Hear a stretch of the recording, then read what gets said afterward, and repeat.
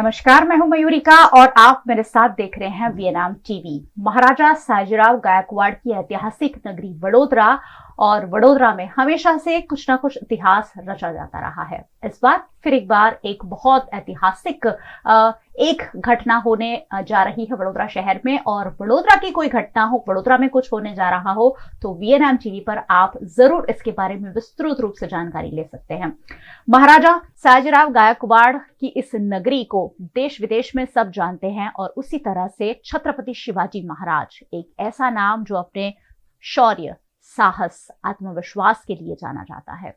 छत्रपति शिवाजी महाराज ने जिस तरह से अपने रजवाड़े को चलाया और जिस तरह से दुश्मनों को परास्त करने की उनकी जो क्षमता थी, वो आज भी इतिहास के पन्नों में दर्ज है। और उसी इतिहास को वडोदरा में फिर एक बार दोहराया जा रहा है जाणता राजा के रूप में।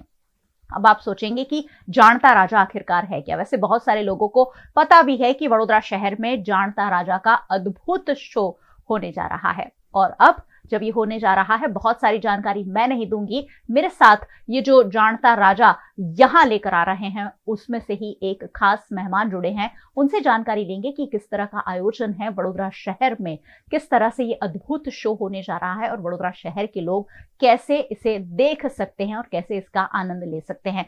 ये जो पूरा आयोजन है वो महानाट्य समिति, जो श्री सुखदेव वेद संस्थान ट्रस्ट द्वारा संचालित है, वो आयोजित कर रहे हैं, और उन्हीं में से एक शांतनु सुखदेवकर जी हमारे साथ है। सर, बहुत बहुत स्वागत है आपका। धन्यवाद। जाणता राजा, सर सबसे पहला सवाल तो मेरे मन में यही आ रहा है कि जाणता राजा, महाराजा छत्रपति शिवाजी महाराज के लिए ये क्यों प्रयोग होता था कि वो जाणता राजा है? क्या मतलब है इसका? ये बहुत अच्छा सवाल है, बहुत कम लोग इसको पूछते हैं। जाणता राजा, जाणता इस शब्द का मतलब है तो विजनरी, जिनके पास एक विजन है, जो अपनी प्रजा के लिए, अपने राज्य के लिए एक दृष्टि रखते हैं, तो इसलिए मराठी में उनको जाणता कहा जाता था। इट वाज जाणता, फिर वो हिंदी में आते आते जाणता हो गया है, लेकिन इट्स बेसिकली जाणता जी।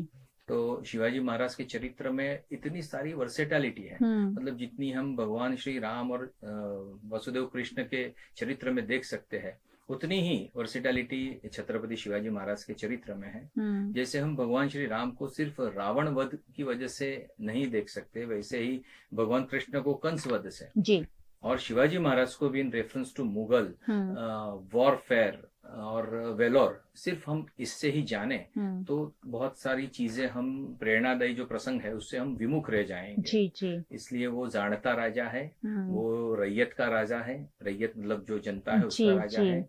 उनको और भी एक टाइटल दिया गया है श्रीमंत योगी, मतलब जिनके पास श्रीमंत मतलब जो ऐश्वर्य है वो भी बहुत था, लेकिन वो योगी थे, क्योंकि खुद के लिए कभी कुछ किया नहीं उन्होंने, हिंदवी स्वराज्य के लिए ही जो किया वो किया था।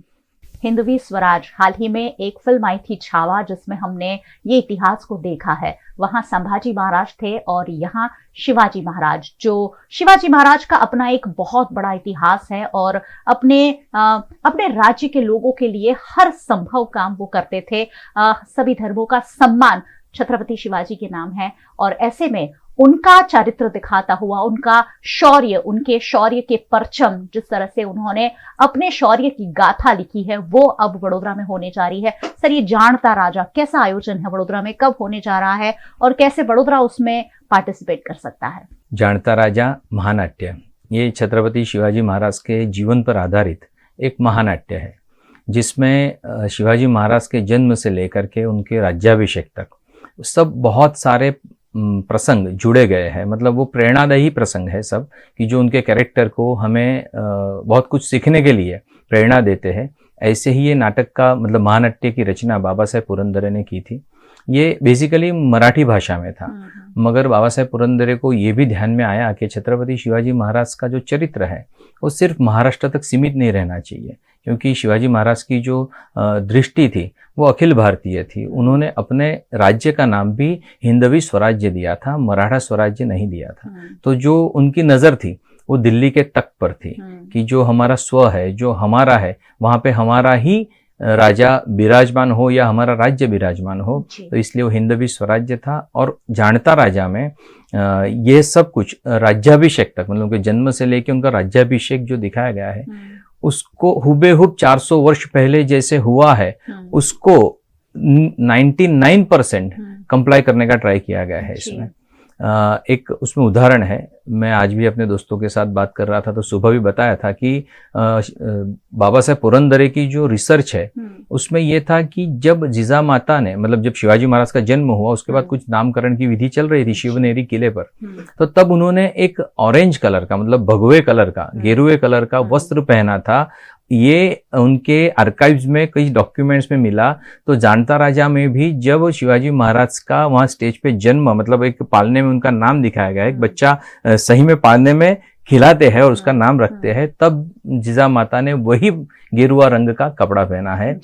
राज्याभिषेक हो रहा है, उसमें जिन मंत्रों का उपयोग किया गया था, जैसे गागा भट्ट आए थे काशी से और उसके बाद जो हुआ, तो उसी प्रकार से इस राज्याभिषेक को भी लोगों के सामने प्रस्तुत किया जाता है। तो ये Janata Raja, it's an experience, it's an बस मतलब मेस्मराइजिंग मोमेंट्स। आप 400 साल पहले चले जाते हैं, यू आर विटनेसिंग हिस्ट्री, ऐसा आपको लगता है। इसके 1300 से अधिक 1300 से ज्यादा शो हो चुके हैं। 2 करोड़ लोगों ने इसको देखा है अभी तक। और अब बड़ौदा में ये वापिस 15-16 साल के बाद इसका मंचन हो रहा है और ये 3, 4, 5, 6 अप्रैल को हो रहा है बड़ौदा में। और इसमें एक और महत्व की बात जुड़ के आती है कि ये जो शिवाजी महाराज का राज्याभिषेक वर्ष है वो 351वां है जी। और ये 351 वर्ष का celebration Sanatan spirit of Hindavi Swaraj, इस टाइटल के साथ हम लोग कर रहे हैं। जानता राजा में तो जो दिखाया है वो तो है ही मैसेज, लेकिन साथ में हम जहाँ जहाँ समाज तक लोगों तक पहुंचे तो हम ये मैसेज, इस विषय को और क्लियर करना चाहते हैं कि छत्रपति का गवर्नेंस जो था वो इंक्लूसिव था, वो एक्सक्लूसिव नहीं था। वो सबको लेकर के चलते थे, वो सबके ग्रोथ की बात करते थे, वो सबके हित की बात करते थे, उसमें कहीं कोई विशेष किसी को प्रावधान या रिजेक्शन नहीं था। तो ये बहुत बड़ी प्रेरणा है शिवाजी महाराज से कि हम आज की भी पीढ़ी, आज के लीडर्स, आज के राजनीतिज्ञ, आज के क्या मतलब समाज के हर वर्ग को उनसे प्रेरणा मिलती है जी। ऐसा एक चरित्र जानता राजा में प्रस्तुत होता है जी। छत्रपति शिवाजी महाराज यानी एक राजा कैसा होना चाहिए। पहले के जमाने में राजा होते थे और अब के जमाने में नेता होते हैं, लेकिन एक राजा कैसे अपनी प्रजा के साथ न्याय कर सकता है, ये बेहतरीन तरीके से छत्रपति शिवाजी महाराज ने एक उदाहरण, एक मिसाल हमारे सामने पेश की थी। और उस उदाहरण को, उस मिसाल को फिर एक बार जीवंत करने के लिए बड़ोदरा में इस शो का आयोजन हो रहा है। और मैंने ट्रेलर देखा है, इतना अद्भुत, इतना शानदार वो ट्रेलर था कि मैं तो बहुत ज्यादा उत्सुक हूं कि कब जानता राजा का शो बड़ोदरा में आयोजित होगा। और आप, ये सिर्फ नाटक नहीं है, यहाँ एक पूरा अनुभव है। जब हाथी चलते हैं, घोड़े चलते हैं आर्टिस्ट के साथ, मतलब सिर्फ आर्टिस्ट नहीं, उसके साथ हाथी, घोड़े और बहुत सारे इस तरीके के एलिमेंट्स ऐड किए गए हैं कि वो जानता राजा को जीवंत बना देते हैं। सर, इसके बारे में बताइए, वो कहाँ से ये आर्टिस्ट आते हैं, किस तरह से ट्रेन होते हैं, जिन प्राणियों का आप इस्तेमाल करते हैं उनकी ट्रेनिंग कैसे होती है, और एक बहुत बड़ा आयोजन ये जब होता है कैसे पूरा सिंक्रोनाइज आप लोग कर रहे हैं? इसमें जैसे आपने सही कहा कि बहुत एक अच्छा बड़ा ट्रूप होता है। इसमें पुणे से फिलहाल बड़ौदा में 70 लोग आए हैं जो मेन स्टार कास्ट है। मेन मतलब इसमें कोई स्टार कास्ट नहीं है, मगर जो सालों से एक भूमिका कर रहे हैं उनकी उसमें एक्सपर्टाइज है, इसलिए वहाँ से 70 आर्टिस्ट आए हैं। और बड़ौदा के हमने यहाँ से 125 से 150 लोगों को आमंत्रण दिया है। उसमें से आज करीबन 100 लोगों का ट्रेनिंग पुणे से आए डायरेक्टर ने शुरू किया है। अगले 3 तारीख तक इनकी ट्रेनिंग होगी।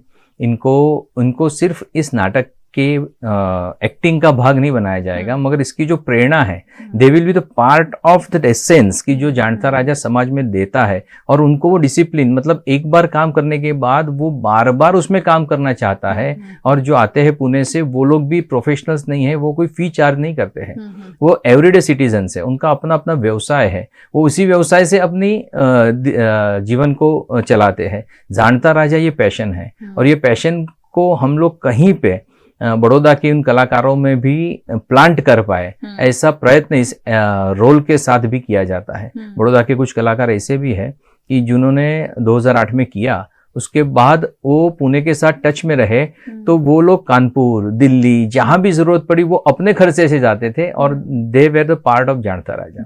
तो जानता राजा एक मतलब इट्स एन प्रेरणा, जैसे शिवाजी महाराज का चरित्र है वैसे ये creation, it's a unique creation.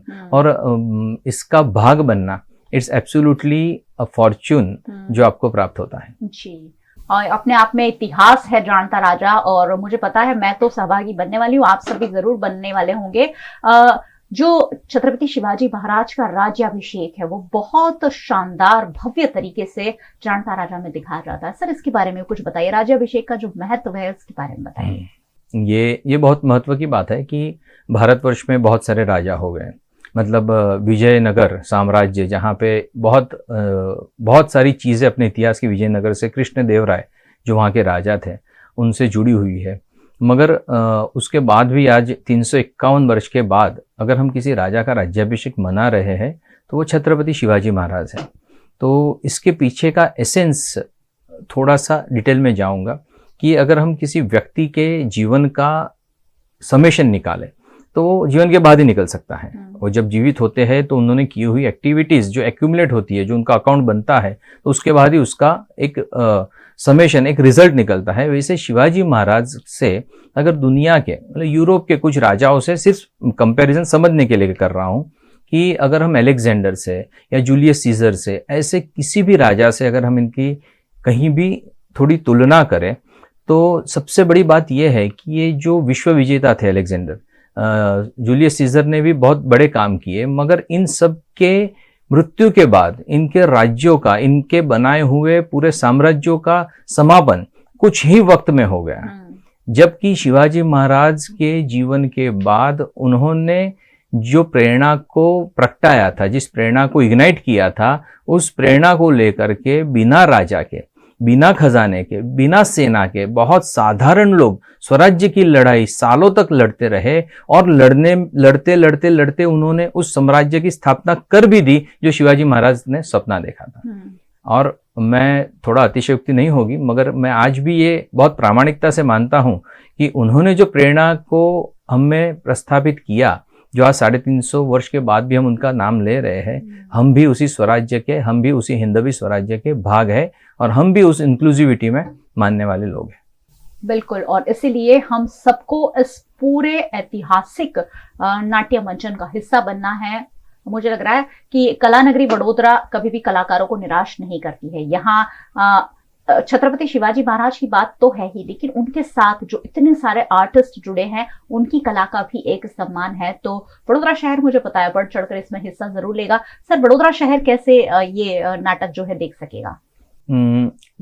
ये शो का आयोजन जो है वो नवलखी ग्राउंड पर 3, 4, 5, 6 अप्रैल को किया गया है और इसके लिए कुछ टिकट्स भी रखी गई है। इसका खर्चा बहुत बड़ा होता है, तो ये अगर कहीं से पुरस्कृत हो तो हो सकता है या तो जन साधारण इसमें टिकट्स लेकर के पार्टिसिपेट करे तो इसका खर्चा पूरा हो सकता है।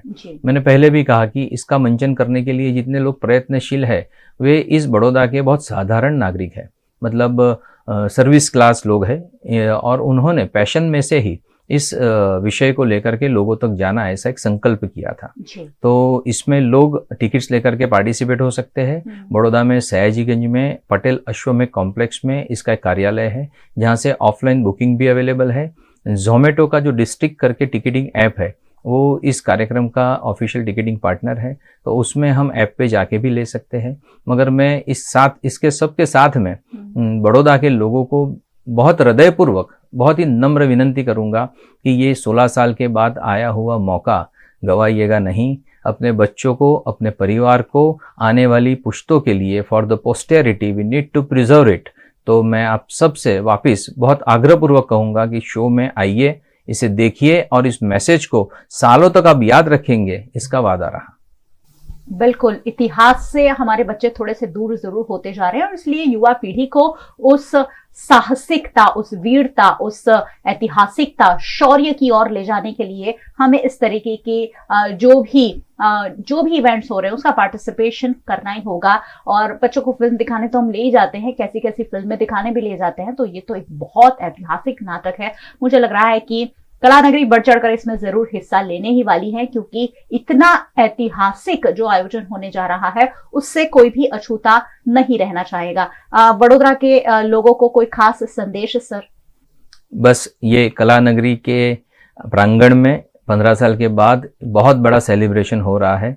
इसमें वापस वही रिपीट करूंगा, इसमें आइए और अपने लोगों को शिवाजी महाराज की कथाओं को विजुलाइज करने का मौका दीजिए और इस प्रेरणा को हम सदैव बनाए रखें और राष्ट्रहित में काम करते रहे, ऐसी मेरी अभ्यर्थना है। तो वडोदरा का नवलखी मैदान 3, 4, 5, 6 4 दिन शो होने वाले हैं और टिकट बुक कर लीजिए, ऑफलाइन ऑनलाइन मैं दोनों आपको स्क्रीन पर बता दूंगी कि कहां कहां कैसे आप टिकट बुक कर सकते हैं। लेकिन जरूर गवाह बनिए, बहुत जरूरी है कि हम अपनी युवा पीढ़ी को वो इतिहास दिखाएं, वो इतिहास समझाएं जो देश को आगे चलकर भी चलाने में सहायता रूप साबित हो सकता है। देश को उन्नति के शिखर पर ले जाने में युवा पीढ़ी का ये सारा संस्कार सिंचन हमारे लिए बहुत ज्यादा जरूरी है और इसलिए इस तरीके के आयोजन को हम बढ़ चढ़कर बहुत ज्यादा सेलिब्रेट करें, ये जरूरी है। सर बहुत बहुत शुक्रिया वीएनएम स्टूडियो में आने के लिए। बहुत बहुत धन्यवाद। और बहुत बहुत शुक्रिया आप सभी व्यूअर्स का हमारे साथ जुड़ने के लिए। वैसे आप जुड़ते ही रहते हैं और आपको पता है कि आपको जुड़ते रहना भी चाहिए, क्योंकि वडोदरा में ही नहीं देश दुनिया में होने वाली हर गतिविधि वीएनएम के जरिए आप तक पहुंचती है। वीएनएम टीवी को आप यूट्यूब चैनल पर देख रहे हैं, अगर चैनल पर पहली बार आए हैं या सब्सक्राइब नहीं किया है जरूर कर लीजिएगा, क्योंकि यहाँ वही बातें हम आपके लिए लेकर आते हैं जो आपके लिए जानना समझना जरूरी होता है। आप हमें फेसबुक पर देख रहे हैं, शेयर कर लीजिए। जानता राजा सिर्फ आपको नहीं देखना है, आपके परिवार को, रिश्तेदार को, फ्रेंड्स को, सारे लोग आए, बढ़ चढ़कर आए और इस बड़े से आयोजन का हिस्सा बने, ये जरूरी है। आप हमें ओटीटी प्लेटफॉर्म्स पर देख रहे हैं, डेली हंट, वोडाफोन टीवी, जियो टीवी और जियो टीवी फाइबर 498 नंबर के चैनल पर वीएनएम टीवी को 24 घंटे लगातार देखा जा सकता है। देखते रहिए वीएनएम, जुड़े रहिए वीएनएम के साथ। नमस्कार।